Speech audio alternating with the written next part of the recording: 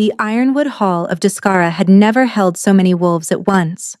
Mireia pressed herself into the shadows of the upper gallery, her fingers curled tight around the iron balustrade, her breath coming in shallow and careful pulls as she watched the ceremony take shape below. 1,000 candles blazed in the great crown chandeliers overhead, their light cascading across the upturned faces of pack lords, elder wolves, and low-born commoners who had traveled from every distant reach of the realm to witness this single hour, the bonding rite. She should not have come. Every nerve in her body had been screaming at her to stay in the lower kitchens, where she had kept herself hidden for 4 days, waiting for Kaelin to send word as he had promised.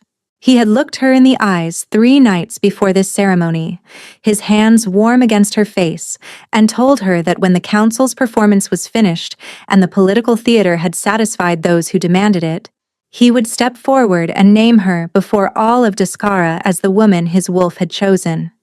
She had believed him, completely, without reservation, and so she had waited while the days passed and no word came. When the celebration bells of the great hall began to toll through the castle corridors, she had pulled her hood low over her face, climbed the servants' stair to the upper gallery, and told herself she only needed to see, only needed to understand. Below, on the ceremonial dais that rose above the crowd like an altar carved from the kingdom's oldest ambitions, the Alpha King of Duskara stood with his shoulders squared and his hands clasped behind his back. Even from this height she could read his frame as easily as a page she had memorized. She knew the particular tension he carried when he was containing something powerful beneath the surface. She knew how his jaw tightened when he was angry and choosing not to show it. She knew the precise angle at which he tilted his head when something troubled him deeply. She had spent 2 years learning every version of him. She knew the low, rough quality his voice took on when he spoke her name in the quiet. She knew the warmth of his hands in winter and the sound of his breathing when he finally let himself rest. She knew the expression on his face when he looked at her without his rank between them, when he was simply Kaelin and she was simply Mireia, and the impossible distance between an Alpha King and a pack less Omega felt, for a little while, like something that could be crossed. She had believed it could be crossed. That was the part she would never completely forgive herself for. "The candidates will now ascend," the High Elder announced, his voice rolling across the hushed hall with the weight of ceremony behind every syllable. Mireia's fingers pressed hard into the iron rail. 6 women in ceremonial ivory moved toward the dais steps, each one the daughter of a house whose name carried generations of weight in this kingdom. Each one trained and positioned and presented for precisely this occasion. And at their center, draped in silver cloth that caught every candle in the hall and held the light as though it had been made for her, walked Ryan of House Caldrath. The Caldraths controlled the eastern seaports. They commanded an army of 4,000 trained warriors and a fleet whose reach extended to kingdoms that did not share a language with Duskara. For 3 generations, that family had been building toward this hall, positioning their bloodline for the throne with the patient, unhurried precision of wolves who understood that the right moment was worth waiting for. Mireia watched Kaelin's face with everything she had. She watched for a flicker, any trace of the man who had pressed his forehead to hers and told her that fate did not make errors.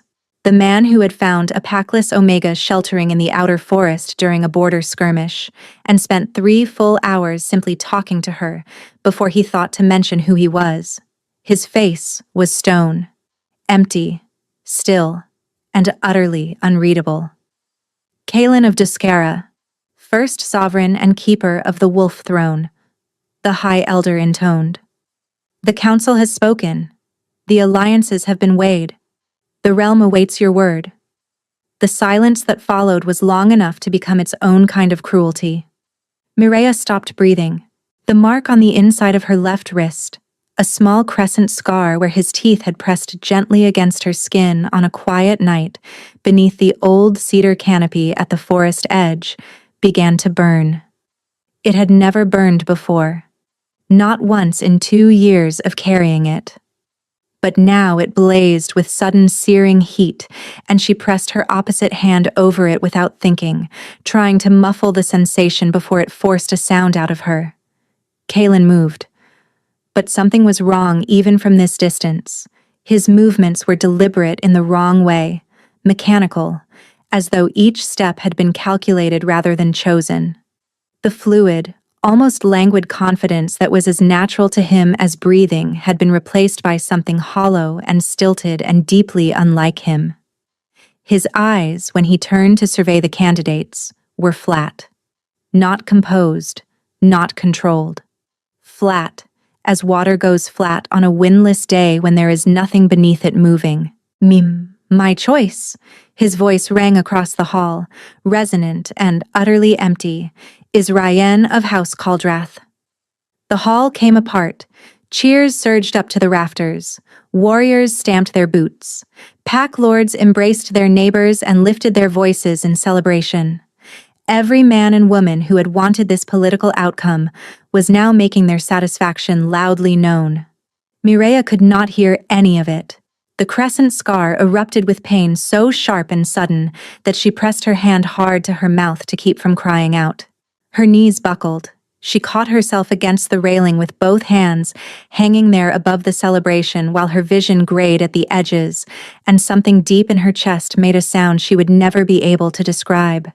The sound of something she had trusted completely breaking along its entire length. She watched Kalen take Ryan's hand and raise it to his lips. She watched Ryan smile with the composed triumph of a woman who had never once doubted this outcome. She watched the Alpha King look at his chosen with eyes that held no warmth and no recognition and nothing at all. He did not search the gallery. He did not hesitate. He showed no awareness of the tie between them screaming through the claiming mark she wore. Mireia ran. Nothing in her memory survived the descent from the gallery intact. She remembered cold stone beneath her feet, the distant sound of celebration through the walls, and reaching the small room she had been assigned as a pack less Omega, permitted inside the castle on the Alpha King's personal order. She remembered sitting on the edge of her narrow bed with her hands pressed to her face, her whole body shaking without her permission. And then, in the dim quiet of that room, with the bonfires of celebration being lit beyond her window, a different kind of knowing settled over her. Her hands moved to her abdomen. She had told herself for weeks it was stress, the broken sleep, the tension of carrying a secret that could destabilize everything. She had reasoned with herself carefully, as a person reasoned when they were deeply afraid of what the truth would require. But an Omega's body did not lie to its owner the way the mind could. She had been carrying his child for nearly 2 months. The realization did not arrive as shock. It arrived as something quieter and more complete, a certainty that settled into her bones and made the magnitude of what she had just witnessed in that hall expand into something she could not begin to measure. Mireia stood. She packed only what she could carry in a single satchel, her healer's kit, a change of clothes, the small silver ring Kalen had pressed into her palm the night he told her she was his, asking her to keep it hidden until he could replace it with one the whole kingdom would recognize. She set it on the windowsill. She pulled her cloak tight and walked out through the servants' gate into the winter dark, the city's celebration burning at her back, like something she was not permitted to mourn. Nothing moved in the tower windows as she crossed the yard. No voice called after her. No footsteps followed through the gate. Or so she told herself during the long months ahead, because the alternative was a grief she could not afford to feel. What she did not know, and would not know for a very long time, was that the sound following her out into the night was low and strangled and raw. The sound of a man coming awake in the middle of something terrible, reaching for what should have been there and finding only absence. By the time it faded, she was already gone. The village of Caerwyn had a way of absorbing people who arrived with nothing. Settled between the Greymere marshes and the western pine forests, too far from any trade road to draw merchants and too small to register on the maps that pack authorities use to track population movements, Kerwin had always been a quiet home to people who needed to disappear without explanation. The villagers did not ask questions. They extended to their newcomers the same respectful silence they would have wanted for themselves. Mireia had arrived nearly 3 years ago on a night when the frost was hard enough to crack stone.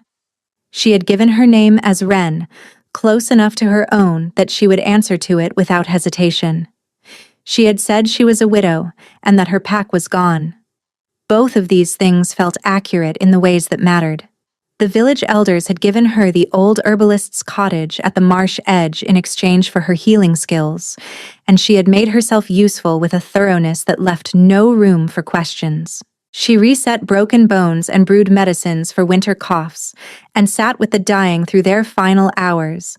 And over time, the village had grown around her, the way living things grew around something that had decided to stay. Now it was the third autumn. Mireia stood at the edge of the marsh in the thin early morning light, watching her daughter pursue the geese that arrived at the water each day at this hour, with the absolute confidence of a child who had never once been discouraged from chasing things larger than herself. The girl was 2.5 years old. She had dark curling hair and a laugh that carried across the marsh without effort, and eyes of a particular amber gold that Mireia could not look at for very long without feeling something shift with quiet weight behind her chest. Her name was Sophie. Mireia had chosen it because it carried no history and belonged to no house. It belonged entirely to this small, fierce person who had arrived in the middle of the hardest winter of Mireia's life and immediately made that winter survivable. Sophie had her father's eyes and her mother's stubbornness, and a developing sensitivity to sound and movement that went beyond what was ordinary for a child her age. A wolf's awareness beginning to stir beneath the surface of a child who could not yet name what she was. Mireia noticed it in small ways. Sophie lifting her head toward the forest seconds before a bird broke from the canopy. Sophie going still in the middle of play, attending to something in the middle distance that Mireia could not hear. Sophie preferring the edge of the marsh to the village square, gravitating toward the boundary between wild and settled, the way a wolf-born child naturally would. It was beautiful, and it was painful in equal measure, and Mireia had learned to hold both without flinching. "Mama." Sophie had abandoned the geese and was standing directly in front of her, peering upward with the unsettling perceptiveness of small children who have not yet learned to politely ignore what they see. "Sad?" Mireia crouched and pulled her daughter close. "No, not today." It was not entirely true, but it was true enough for a morning in autumn with geese on the marsh and her daughter warm against her chest, and she decided that would have to be sufficient. She had told herself at the beginning that it would fade. Every account she had read of rejected mate pairings among wolfkind confirmed the same pattern. The claiming mark dissolved within weeks of separation. What had been connection became scar tissue, and the separated wolf moved forward. The old mark at her wrist had not faded. Nearly 3 years, and it sat precisely where his teeth had pressed, fine and silvered and permanent, burning on certain mornings when the wind came from the east. She had traded healing services for access to a traveling scholars collection and read everything available. Every text said the same thing. The mark disappeared. The wolf accepted the loss and continued. None of the texts explained why she sometimes woke in the deepest part of the night with the absolute, breathless certainty that something was reaching for her through the stillness. Not hunting. Reaching, with the specific desperation of something that had lost its bearings and was moving by instinct alone because all other guidance had failed it. She would lie still in those moments, her heart loud in the silence, until the sensation dissolved, and she was left with nothing but the marsh sounds and Sophie's small breathing and the ordinary darkness of her ceiling. False hope was a cruelty she had almost no tolerance for. She was an Omega who had been credulous enough to believe in Alpha King when he spoke of fate and permanence. She would not compound the damage by manufacturing reasons to believe the story was continuing somewhere beyond her sight. The story was finished. She was Wren the Marsh Healer, mother of Sophie, resident of Caerwyn. Whatever she had been before did not belong to her anymore. The traders arrived from the North Road on a gray afternoon in late autumn, their cart wheels cutting deep channels into the softened ground. Caerwyn had gone quiet the way it always did when outsiders arrived, the particular stillness of a place that had learned to assess strangers before welcoming them. Smoke rose from the bakehouse chimney. The miller's wheel had stopped turning. Half a dozen villagers found reasons to be somewhere with a view of the square, occupied with tasks that required no movement and allowed for easy watching. Mireia noticed the traders from her herb garden, where she was cutting the last of the season's foxglove before the first hard frost came to take it. She noticed them with the careful peripheral attention she had developed out of necessity, the steady vigilance of someone who had learned to see everything without appearing to look at anything. 2 traders, 1 loaded cart. Ordinary enough, but the boy running ahead of them was Pell, the miller's son, 12 years old and constitutionally incapable of keeping any piece of news to himself for longer than it took him to identify the nearest person worth telling. He was heading directly for her gate. "Mistress Wren," he called, breathless. "The traders are from Harenvast and they are saying things." Mireia set her shears down with a steadiness she was not feeling. "What things, Pell?" He grabbed her gate with both hands, color high in his cheeks. "They say the Alpha King has gone mad. Truly mad. Duskara is cracking apart. The eastern packs have gone feral, attacking livestock in the daytime. The grain stores in 3 provinces have been abandoned because the overseers fled and the king is not paying attention to grain stores. Kings have difficulties. That is not unusual. But this is the strange part," Pell continued, undeterred. "For years now, ever since the bonding rite, he has had wolves in the field across the entire realm, not tracking enemies, not investigating border threats." He lowered his voice with the gravity of a child who understood he was touching something enormous. "Searching for a woman, one single woman, and he has never stopped." The foxglove stems in Mireia's hands trembled. She steadied them. "No one knows who she is," Pell continued. "The traders say the king will not describe her publicly, only gives the order, and any wolf who brings him information about her whereabouts is rewarded beyond what most families see in a lifetime. 10,000 gold pieces, Mistress Wren. Not for finding her, just for knowing something. 10,000 gold.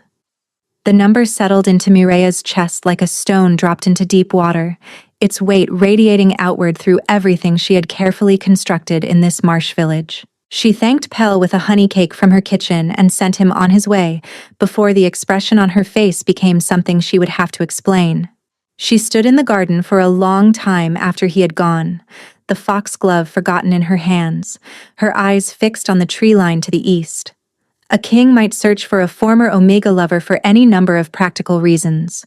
To eliminate an heir claim before it could be used against him. To neutralize a complication before the Caldrath alliance was fully settled. None of that required genuine feeling. None of that contradicted what she had witnessed in the Ironwood Hall. She went inside and made the evening meal, moving through the familiar rhythms of her kitchen while Sophie sat beside the hearth and arranged her smooth marsh stones into patterns only she understood. She ate. She put her daughter to bed and sat at her small table in the lamplight and reminded herself, firmly and clearly, that this information changed nothing about the life she was living. She was Wren of Caerwyn. She had a garden and a roof and a practice that gave people in this village reasons to be grateful. Whatever was happening in Duskara was not her concern and could not be made to be her concern, without cost she was not prepared to pay. She believed this almost completely. But that night, when the wind came hard and cold from the east and the cottage settled around her into silence, Mireia turned her left wrist upward and studied the crescent scar in the lamplight. It was burning tonight with a steady, rhythmic heat she had not felt in months, regular, insistent, moving in a pattern her body recognized before her mind caught up with it. A heartbeat, not hers. She pressed her right hand over the mark until the burning softened. Then she rose and checked the latch on the front door and the shutters on both windows, as she had not done since the first frightened months after arriving. She told herself it was simply habit reasserting itself. But sometime before dawn, in the deep hours when the marsh was completely still, she got up and moved Sophie's small bed to sit directly beside her own, just in case. The knock came just before noon on the following day. 3 measured strikes, evenly spaced. Not the loose rattling knock of a villager needing a cough remedy. This was deliberate, the knock of someone who had practiced being non-threatening and had not entirely succeeded. Mireia set Sophie in the kitchen corner with a bowl of dried berries and her stones to arrange, picked up the iron fire poker, positioned herself to the side of the door, and spoke without opening it. "State your business." A pause. Then a male voice, low and controlled. "My name is Taveth. I am first wolf to the Alpha King of Duskara. I have been searching for you for 11 months, and I would very much appreciate the chance to speak with you rather than through a door." Mireia's hand tightened on the poker.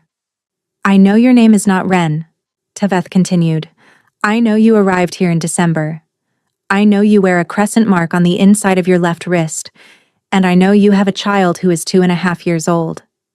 I also know that coming to your door alone and unarmed, in a village full of people who have had years to become fond of you, is the safest approach I could have chosen. I would like the chance to prove I mean you no harm before your neighbors decide otherwise." She opened the door. The man on her threshold was older, perhaps 50 years, with a broad frame that had not softened with age and dark hair gone almost wholly silver at the temples. His traveling clothes were plain, deliberately so.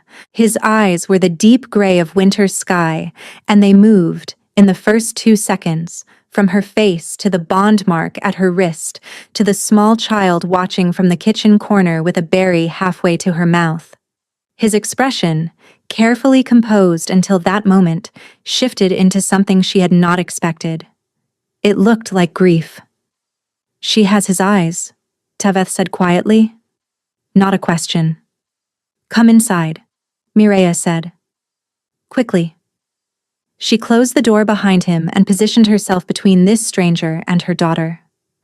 Taveth noticed and did not move further into the room, remaining near the door with his hands visible. "The king did not choose Ryan of House Caldrath," he said without preamble.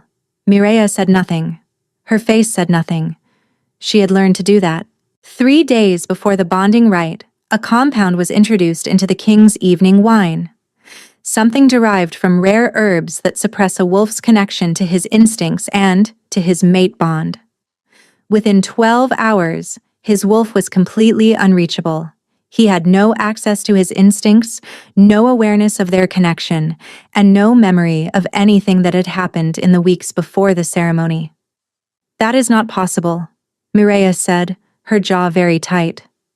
"We thought so as well. Until the effects wore off 4 days after the rite, and he woke in a chamber he did not recognize, in a bed that was not his, with no memory of the ceremony or anything said in it." Taveth's voice was steady, but the steadiness was effortful. "The first coherent thing he said was your name. Not Ryan's. Not the crown. Your name." The word landed in the center of her chest with a precision that took her breath away. What you saw in the Ironwood Hall was not Kaelin choosing another woman. What you saw was a man whose will had been taken from him, whose wolf had been silenced, whose bond had been broken against his knowledge and his consent. The first wolf met her eyes. He did not reject you, Mireia. He was used, and when he came back to himself it nearly destroyed him. The accumulated weight of those lost years moved through her like a cold current. All that time built on a single night she had been certain she understood. All of it resting on a foundation that had never been what she believed. "He has not touched her," Taveth said quietly, as though he knew precisely which question she was not able to ask. "Not once. Ryan of House Caldrath lives in the east wing of the palace in rooms the king has not entered since the night he regained his senses. He confined her pending investigation within a week of waking. The Caldraths have been threatening open rebellion ever since. Mireia sat down, not gracefully. Her legs simply ceased to cooperate. From the kitchen corner, Sophie held up a marsh stone in Taveth's direction, with the generosity of a child who had decided, by criteria visible only to herself, that this particular stranger was acceptable. Taveth looked at her for a long moment. Then he exhaled, and the grief she had seen on his face deepened into something that looked very much like resolve. "There is more," he said, "and it is not good." Taveth withdrew a folded letter from inside his coat and placed it on Mireia's table. She looked at it the way a person looked at something they were certain contained damage, taking a moment to prepare before opening it. The seal was already broken, dark wax pressed with a crest she recognized even from across the table. The serpent and anchor of House Caldrath. The message was brief. 6 lines in a formal hand that made its contents more disturbing for the care that had gone into producing them. The complication has been located in the Western Marsh settlements. The king grows closer to her position each week. The heir she bore represents an irreversible claim that supersedes any agreement reached through the rite. She must be removed before the new moon. Ensure it is quiet. Lord Corvin Caldrath. Mireia set the letter down with hands that were wholly steady. She was aware of that steadiness as something separate from what was happening in her chest. "Where did you get this?" she asked. "One of our wolves intercepted a Caldrath courier 9 days ago on the Western Road." Taveth's voice was hard. This was not the first message of its kind, it was the third. The first 2 we did not intercept in time to read. We do not know how much information about your location had already been sent. Mireia thought about Pell and the traders from Harenvast, about how easily news traveled along ordinary roads in ordinary carts. "How long have the Caldraths known where I am?" "No more than 2 weeks, but Lord Corvin is not a patient man, and the new moon is in 8 days. Taveth folded the letter. "We do not know how many were sent or by what route. What we know is that they are coming." The fire in the hearth crackled. Sophie had fallen asleep against the kitchen wall with her stones arranged in a circle around her feet. Mireia looked at her daughter and felt something ancient and absolute move through her. "Why did you come alone?" she asked. "Because bringing an escort of the king's wolves into a marsh village would announce your location to every Caldrath informant between here and the capital before nightfall." Taveth paused. "The king does not know precisely where you are. I believed you deserved to hear the truth before he arrived, so that when he finds you, and he will find you, their connection has been guiding him closer with every passing day. You would not face him carrying only the version of events that drove you out of Duskara." The crescent scar on her wrist had been burning steadily since the previous night. Rhythmic and close, the closest it had felt in all her years away from Duskara. "He feels that," Taveth said, watching her press her hand over it. "Every pulse of what holds them together is guiding him. Every day, he gets closer." Mireia opened her mouth to respond. A sound stopped her, a soft displacement of undergrowth at the marsh edge, movement that came from 3 places simultaneously in a coordinated pattern that nothing solitary would produce. Taveth was on his feet instantly, his hand moving to the blade at his hip she had correctly assumed was there. Through the window above the kitchen basin she could see the tree line at the eastern edge of the marsh. 4 wolves, coal-dark and long-limbed, standing perfectly still among the pines. Not Kaelin's pack. These were lowland wolves, their coats the deep charcoal of the Caldrath Eastern Territories, their stillness the particular stillness of predators who had already identified their target. A 5th shape moved along the left flank, a 6th on the right.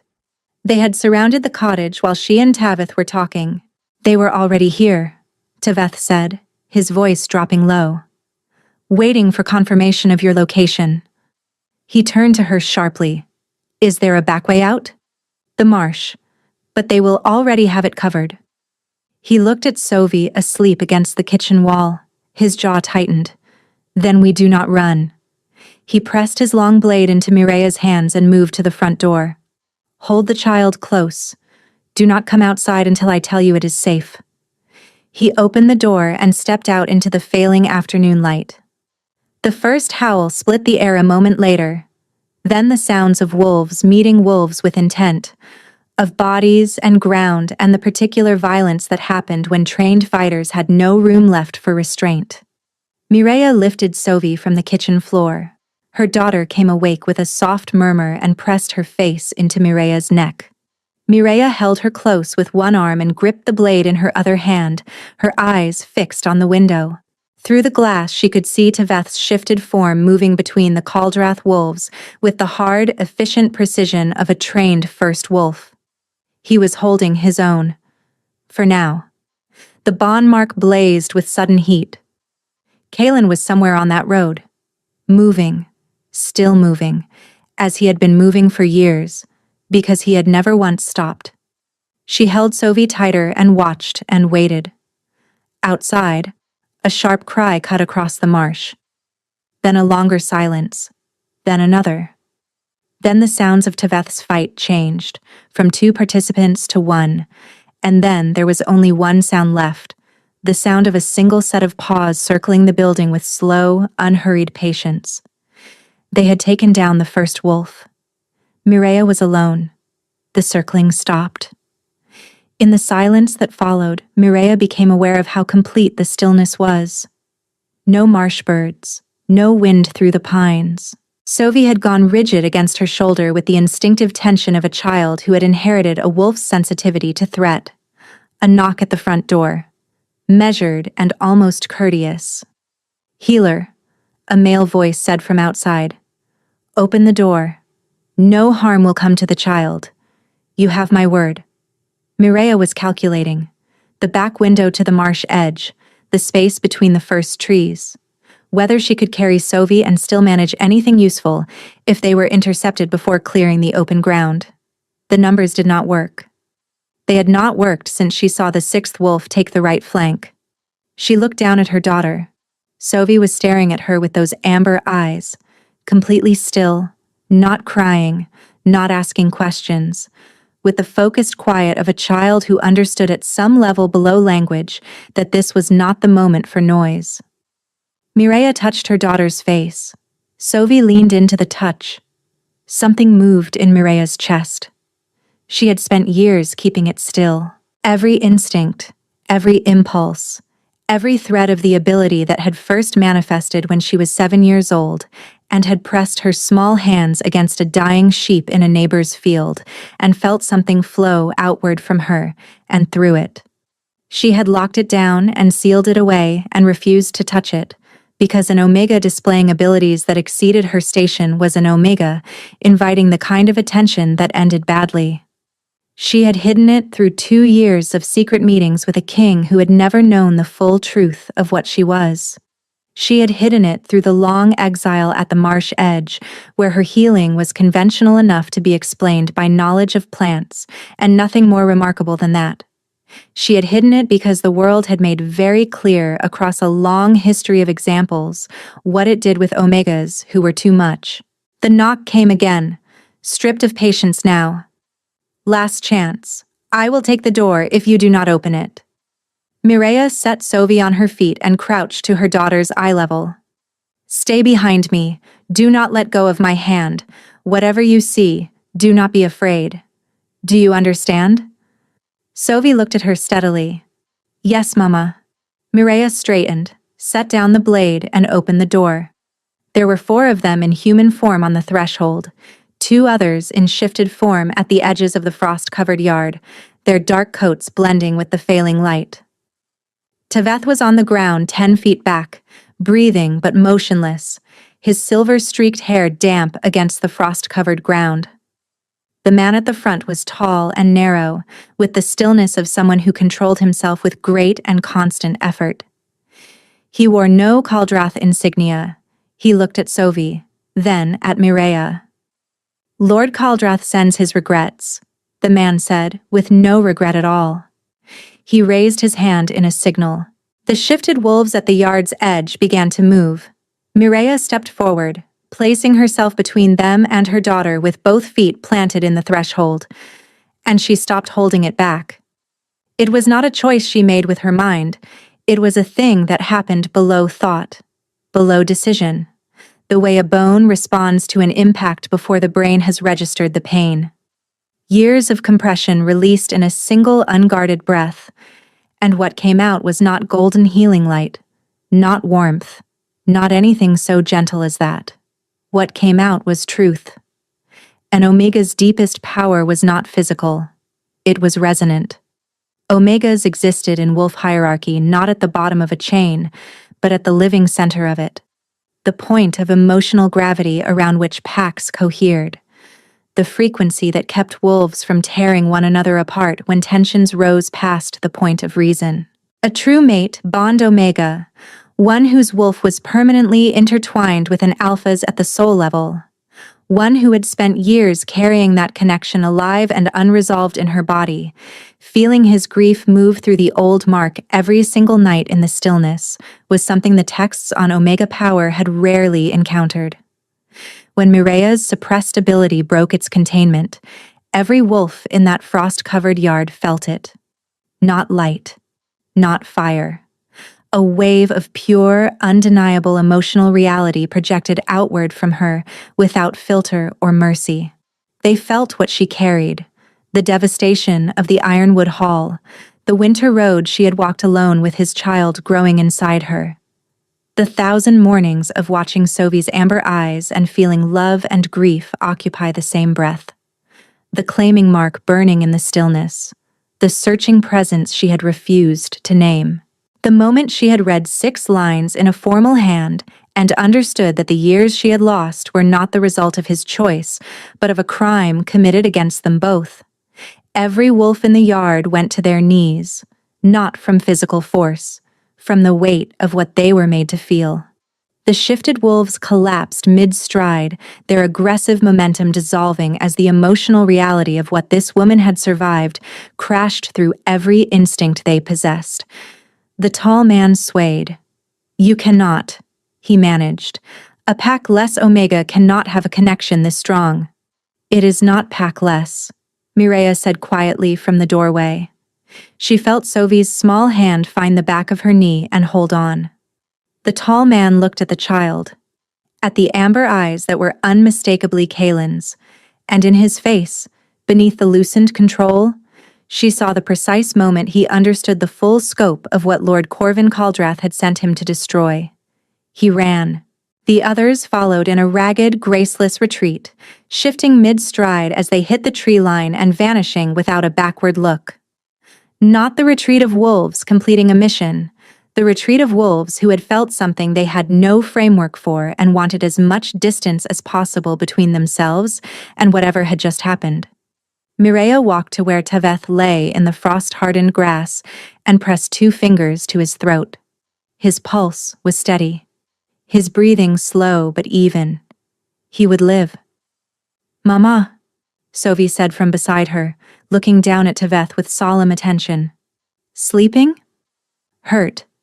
But he will be better." Mireia straightened and looked east, toward the road that ran all the way back to Duskara. The faint silver scar at her wrist was not just burning now.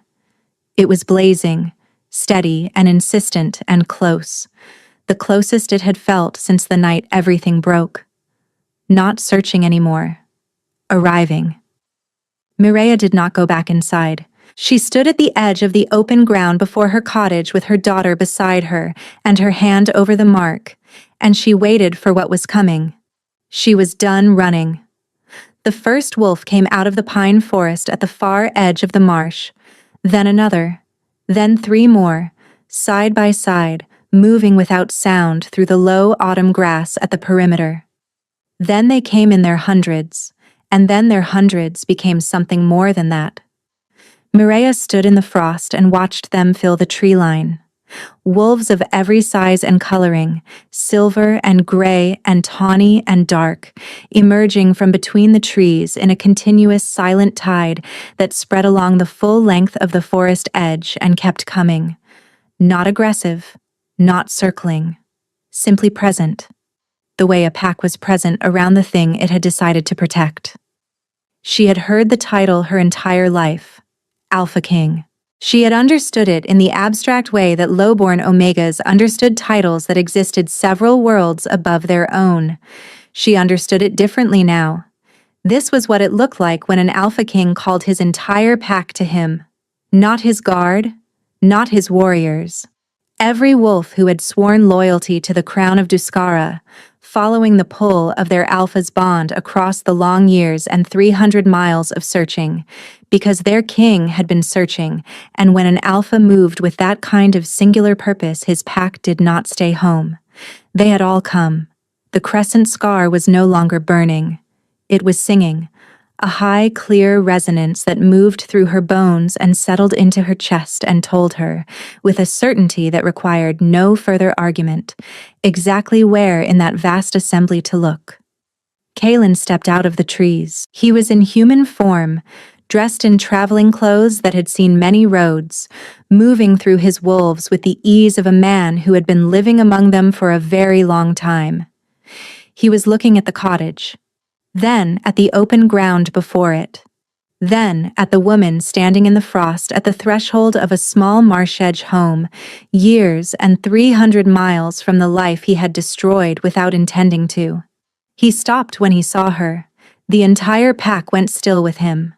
Then Sovi, who had been holding the back of Mireya's knee and watching the arriving wolves with a small child's wonder rather than fear, let go and took 3 steps forward to get a better look at the man who had just come out of the forest. The amber eyes found the amber eyes. Kalen made a sound that Mireya had never heard from him before. Not words. Not a wolf sound. Something between the two. A low, involuntary break in his breathing, as though something he had been holding at enormous cost had just snapped its restraint. He crossed the open ground in seconds and dropped to his knees in the frost-stiffened grass directly in front of Sovi. A king of Duskara on his knees, before a 2.5-year-old child in a marsh village, and the 1,200 wolves watching from the tree line were utterly silent. Sovi regarded him with the focused gravity she applied to all things she considered important. Then she reached out and placed both of her small hands on either side of his face, the way she had seen her mother cup patients' faces when assessing them. Kalen closed his eyes. When he opened them and looked up and found Mireya standing above him, they were bright with tears he was not attempting to conceal. "May I?" he said, his voice barely carrying across the distance between them. "Hold her?" The question broke something in Mireya's chest. The most powerful wolf in 3 kingdoms was asking her permission to hold his own daughter. She nodded. He lifted Sovi with hands that were careful to the point of reverence. The child allowed this with the calm of someone who had assessed the situation and found it acceptable, settling against his chest and patting his jaw once with a proprietary air that was wholly her mother's. Kalen held her and shook. When he finally rose to his feet and looked at Mireya with Sovi against his chest, the full weight of what the years apart had cost him was written across every line of his face, the hollows beneath his eyes, the sharpness in his jaw, the particular exhaustion of a man who had not let himself rest because resting meant accepting that the thing he was searching for might not be found. "I did not choose her," he said. His voice was rough, as though it had been used hard for a long time and had not recovered. "Ryan, I did not choose her. I need you to know that before anything else." "I know," she said. "Taveth told me." "Mireya, I know what they did to you." She held his gaze, and the long years she had spent holding herself together in this marsh village were in her voice, the texture of them unmistakable. "And I know you have been searching. I felt it. Through the mark. In those quiet hours. Every time it burned. I felt something looking for me, and I told myself it was not real, because allowing myself to believe it would have destroyed me. It was never not real." He moved toward her, and she did not step back. "What we have between us was the only thing I had ever been certain of. When I woke from whatever they put in that wine and understood what had happened, I did not think about the council or the Caldraths or the political consequences. I thought about you. Only you. You were 4 days too late, Mireia said quietly. I know. No defense in the words, only acknowledgement, clean and absolute. I know what those 4 days cost you, what the weeks after cost you, what all of this, carried alone for so long, has cost you. And there is no apology I can offer that is proportionate to that. He reached out slowly, giving her time to refuse, and took her left hand in both of his. He turned her wrist upward and looked at the crescent scar. Then he pressed his thumb gently over it. The resonance between them surged with such force that her breath caught. Not the burning she had grown accustomed to, but something fuller. Recognition. Two halves of a frequency finally finding each other after a long and damaging separation. I loved you, she said, and the past tense was deliberate, because she needed him to understand what the time between had been. Even when I was certain you had destroyed me, I loved you in the winter I spent alone waiting to see if both of us would survive it. I loved you every morning. Sophie opened her eyes and looked at me with your face. I do not know what to do with that, Kaylin. I do not know what to do with years of loving someone I believed had discarded me. He released her wrist and pressed her hand flat against his chest, above his heart, as he had done once in a forest 2 years before any of this had happened, when he was trying to show her something he did not yet have the language for. His heartbeat was the same. That at least was the same. Tell me what you need, he said. Whatever it is. Time, distance, answers. All of it. In whatever order you require. I am not here to take you back against your will. I am here because you are my mate. Because that child is my daughter. And because I would rather stand in your marsh and beg your forgiveness for the rest of my life than spend one more day pretending I can function without you. Sophie, who had been listening from his shoulder with her fingers tangled in his collar, said with complete conviction, hungry. The sound that came out of Kaylin's chest was somewhere between a laugh and a sob, and it was the most undone sound Mireia had ever heard from him. She took her daughter from his arms. She looked at the man standing in the frost with his entire kingdom of wolves at his back, and all those years of grief on his face. Come inside, she said. I will put the kettle on. It was not forgiveness yet. They were both too honest for a reconciliation that moved faster than its wounds. But it was a beginning, offered and accepted, and that was enough for now. Not one of the assembled wolves moved until their king had crossed the threshold. They stayed in Caerwyn for one night. Taveth was carried inside and placed before the fire, where Mireia worked through each of his injuries with careful, practiced hands, except that this patient watched her work with the expression of a man who had spent 11 months searching for this woman and was not yet convinced she was real.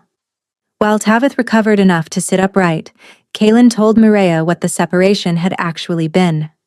He told her about waking on the 4th morning after the rite in a chamber he did not recognize, with a woman he did not know sitting in a chair by the door, and the absolute blankness where his memory of the preceding 4 days should have been. The way his wolf had surged up through the fog of whatever the Caldraths had given him, and the first coherent thing that Wolf had known was not where he was, or what had been done. It was their connection. The fact that it was wrong, stretched and fraying and reaching towards something already moving away. He told her about running to her chamber, about the empty room and the ring she had left on the windowsill, about the hour he had spent sitting on the floor of that room before Taveth found him, and he was able to speak again. He told her about the searching from the inside, following the thread of what held them together through every waking hour, feeling it pulse with evidence of her life and her pain and her refusal to stop moving, close enough to be real but never close enough to find. I reached for you every night, he said. They were sitting at her small table with the fire behind them and Sophie asleep in the next room, and the cottage quiet around the words. My wolf would settle enough to sleep, and I would push through what was left between us and try to tell you that I was coming, that what you had seen was not what it appeared, that the other side of the mark was not empty. I felt it, Mireia said. I thought I was inventing it. You were not.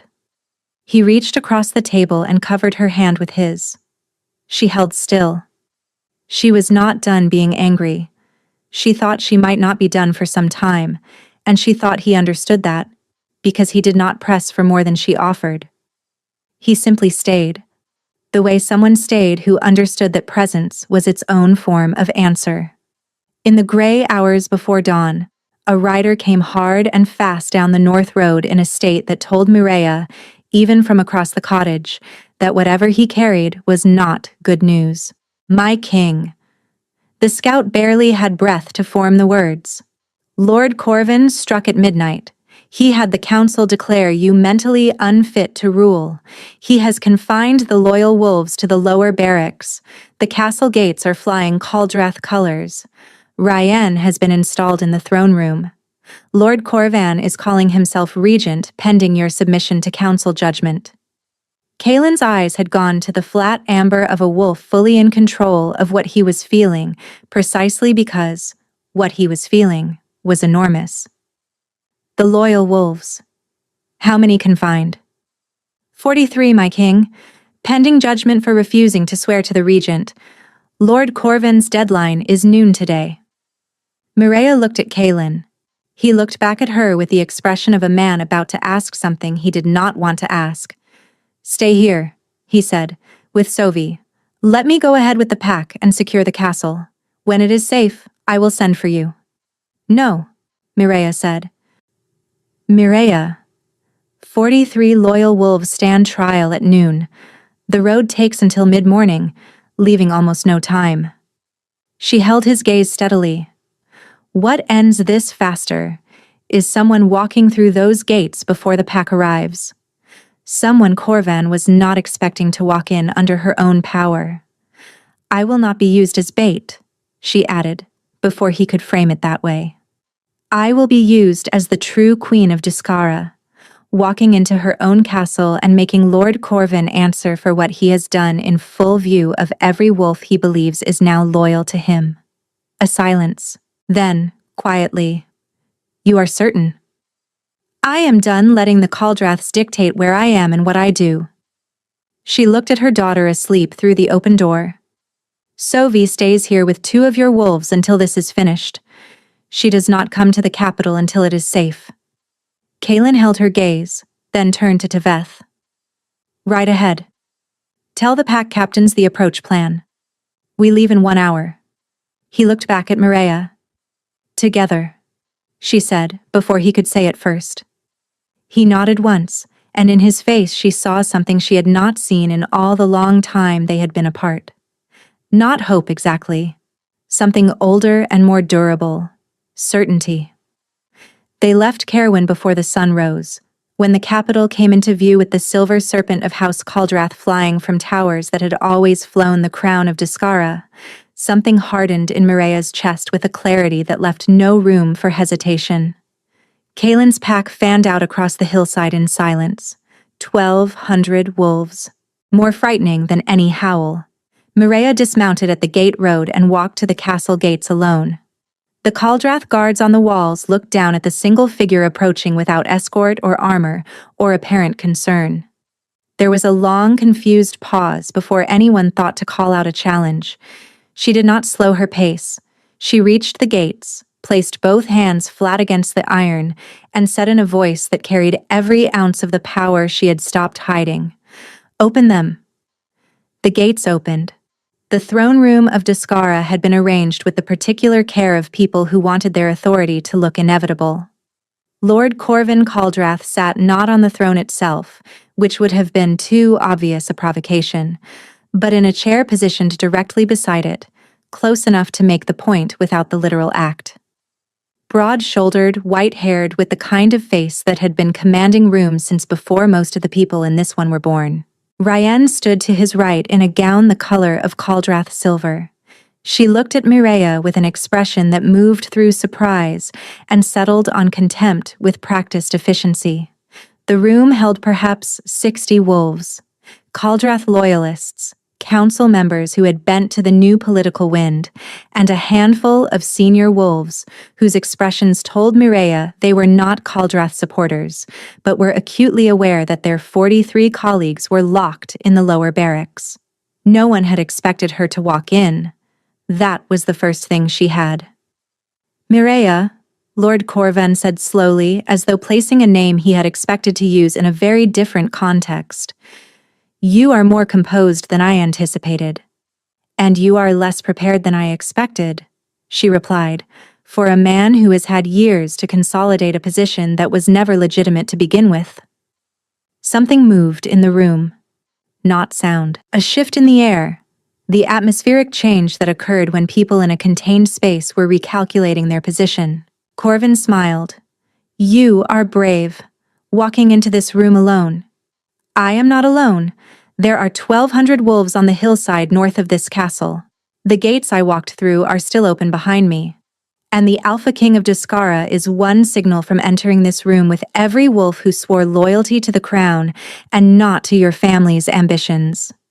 The king is unwell. The council has made that determination.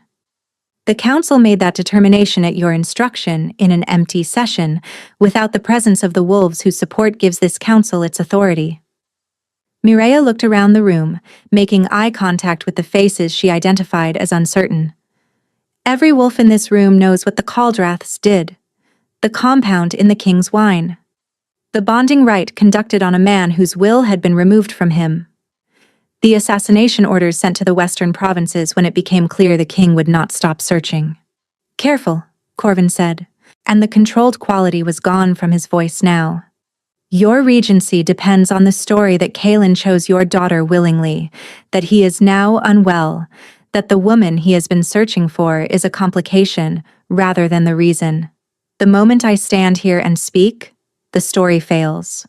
She was close enough to the center of the room that every wolf present could see her clearly. She pressed her hands together, not threateningly, simply bringing her attention inward for one breath. The truth, she said, and let go. Not the undirected release of the cottage yard.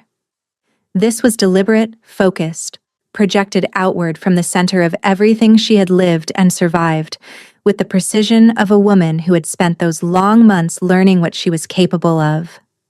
Every wolf in the room felt it, not her pain in isolation, all of it together.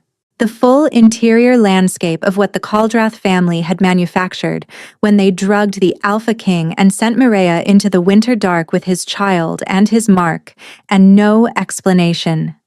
The night she had packed her satchel by firelight, while celebration bonfires burned below the window. The road she had walked alone. The long years in the marsh. The scar that would not fade. The dreams she had forbidden herself. Every morning of Sovi's life in which this child had looked at her mother with her father's eyes and asked nothing because she did not yet know what to ask. The room went very quiet. Several council members had their eyes closed. 2 of the younger wolves were openly weeping without apparent awareness of it. The experienced warriors near the walls stood with their jaws tight and their hands still, absorbing something they had not been trained to withstand. Ryan's face had gone white. Lord Corvan alone seemed to be fighting it, his grip on the arms of his chair white-knuckled, working through what he was feeling with the focused resistance of a man who had spent a lifetime refusing to let his interior override his strategy. He was losing. Enough, he said, and the word came out cracked along one edge. He stood and drew the long Caldrath iron sword from his hip, and the sight of it resolved something in the room. Several wolves stepped back. Several stepped forward with the instinct to intervene, then stopped themselves because their colleagues were still locked in the barracks below. He moved toward Mireia. She did not move. From the far side of the room, something small slipped through a gap in the gathered bodies.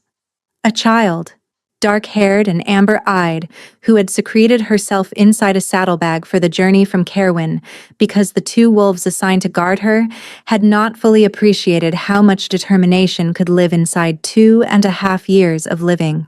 Sophie moved through the adult legs with the absolute confidence of a child who had not yet learned to fear rooms full of power, walked directly to her mother's side, and took hold of her hand. Lord Corvin stopped. He looked down at the child, at the amber eyes that were the Alpha Kings in miniature, looking back up at him with a small child's complete absence of intimidation. Something happened in the Caldrath Lord's face that Mireia had not expected. A fracture.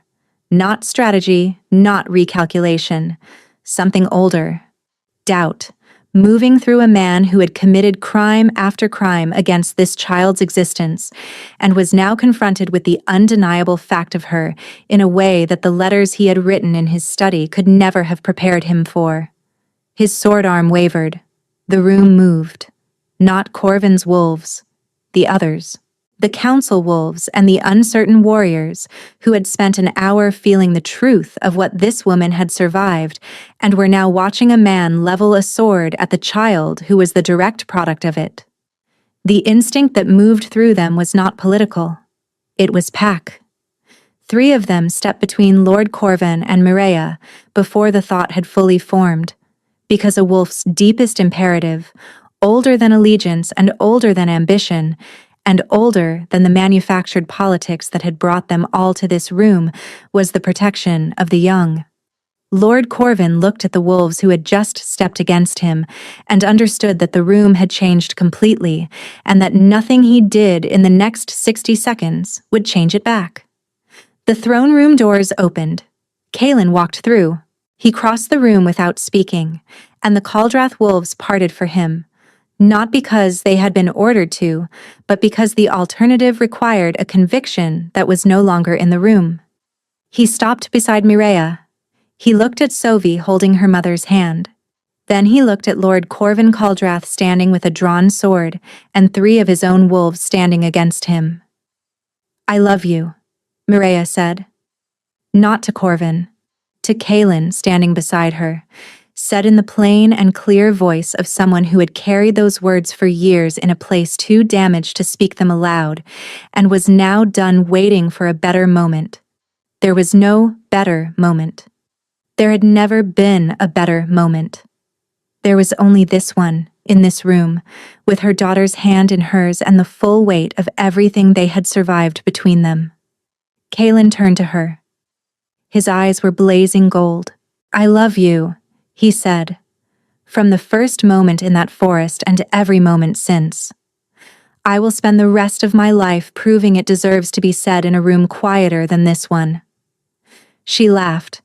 It came out a little broken and wholly real. Lord Corvin Caldrath dropped his sword. Not from force, from the futility of a man who had staked everything on a position that the room had simply stopped supporting. He looked at his daughter, who was staring at the floor with the expression of a woman who had understood, in the past hour, that she had spent years as an instrument of her father's ambitions without ever being asked whether she wanted to be. Then Lord Corvan, regent of nothing and father of a manufactured claim, lowered himself into his chair and placed both hands on his knees. "It is done," he said. It was. The bond completion happened 3 days later on the high balcony overlooking the capital, not because it had been planned or scheduled, but because on the 3rd morning after the throne room, Mireia woke before dawn and lay in the quiet, listening to the claiming mark at her wrist, and it was no longer burning. It was singing. The same high, clear resonance she had felt in the marsh when the pack emerged from the trees. But quieter now, purposeful. Waiting for the last step of something that had been in progress for 5 years. She found him on the balcony, standing in the pre-dawn dark with his forearms on the stone railing and his eyes on the city below. He turned when he heard her, and she knew from his expression that he had been awake for the same reason. "It is asking to be finished," she said. "Yes," he agreed. "I thought it polite to wait until you were ready." She stood beside him and looked out at the sleeping city. Much had been settled in those 3 days. Lord Corvan was in the castle's holding cells pending trial. Ryan was confined to the East Tower, not in punishment, but in the complicated care extended to a woman who had been positioned as a weapon and was only now beginning to understand the full shape of what had been done to her as much as through her. The loyal wolves had been released. Most of the Caldrath loyalists had sworn true allegiance or departed. The capital was exhaling, slowly, as a place exhaled after something held wrong for a long time was finally set down. "I want to do it here," Mireia said. "Not in the throne room, not in the ironwood hall. Here, like this." "No ceremony?" Kaelin asked. "No ceremony." She turned toward him and reached up to touch the place where his neck met his shoulder, the traditional location of the claiming mark. "You gave me mine in a forest before dawn with no one watching. This is how we do things, apparently." He laughed softly and turned his head, baring his throat in the old gesture of offering, the gesture that had always meant "I choose this willingly and without reservation." She felt her wolf rise within her, answering the call of the incomplete tether between them with the sureness of something that had always known this moment was coming. Her teeth found the spot. What was between them completed like a door that had been standing open for years, finally closing from the inside. It was not painful. It was whole. The wholeness of a frequency that had been singing against silence, finally finding its answering note. The two halves of a resonance settling into each other and becoming something that would not be moved again. Through that completed connection, she felt him entirely, and he felt her. The winter road, the cottage at the edge of the world, the scar that would not fade, the mornings with Sovi. All that devoted time spent loving someone through grief and anger and the specific endurance of a woman who had decided that surviving was its own form of devotion. When Mireia drew back, they were both very still in the pre-dawn quiet. Kaelin pressed his forehead to hers, his hands holding her face with the care of someone who had spent too long without something they needed and did not intend to be careless with it now. 5 years, he said, from the forest to this balcony, all of it.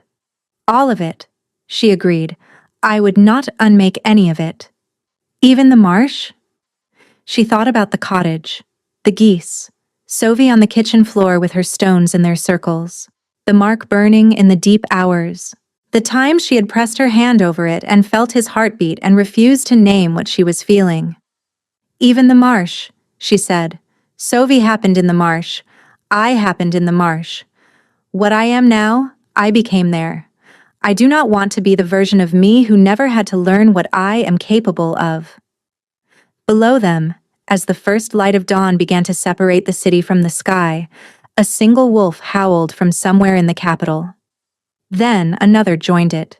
Then more, voice after voice, lifting from the streets and the barracks and the walls of the castle, until the sound was everywhere, rising from 1,200 wolves who felt the completion of the alpha bond move through them like a current, a frequency shifting in their chests from something strained and searching to something whole. The packs of Duskara howled their king's mate home. In the months that followed, the realm healed in the way that places healed when the thing that had been fractured was genuinely repaired rather than papered over. The eastern packs that had gone feral during the long broken period came back to themselves as the resonance of the completed tie rippled through the realm's pack structure, and the long fraying finally stopped. The grain stores were restocked. The council was restructured with wolves who had chosen their positions based on something other than which political wind was blowing hardest. Lord Corvin Caldrath stood trial before the assembled packs and was found guilty on every charge. He was exiled, House Caldrath dissolved, its political standing stripped permanently. Ryan was given a choice that had never once been offered to her before.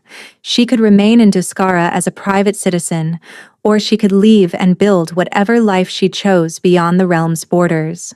She chose to leave. Mireia watched her go from the castle walls and felt not triumph, but something quieter, the complicated feeling of a woman who understood that Ryan had also been a victim of her father's plans, even if the shape of that victimhood looked very different from her own. The formal acknowledgement ceremony was held in the Ironwood Hall on a morning in late winter. Mireia stood on the dais in a gown the color of deep winter sky, not ivory and not silver, colors that belong to other histories, and received the allegiance of the pack lords with Kaelin beside her and Sovi on her hip. The same hall where she had stood in the upper gallery and watched her world collapse. It looked wholly different from the dais. She had stood in the shadows of this hall and believed herself invisible, a nobody with a mark on her wrist she would carry alone for the rest of her life. The hall had not changed. The candles had not changed. The iron had not changed. She had changed. That was the only thing that needed to.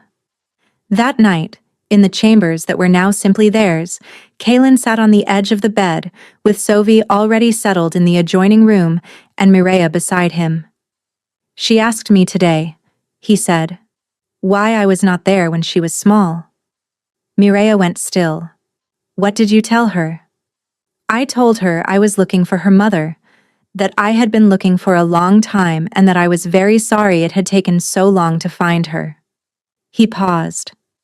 "She thought about it and told me that looking for a long time and not giving up was a good thing, and that she was not angry." Mireia closed her eyes. "She is 2.5, she said. "I know." His voice was warm with it. "She is extraordinary."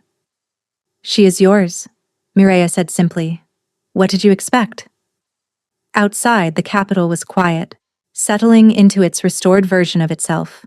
The claiming mark at her wrist was cool and silver and permanent, and the mark on Kaelin's throat matched it, and what lived between them now was not a burning or a searching or a question reaching through the night. It was an answer, complete, and held between them, and not going anywhere. Somewhere below, a wolf howled at the winter moon, not in grief, not in searching, simply because the night was clear and the world was whole, and the sound of a wolf's voice lifting into the dark had always been first and last an expression of joy.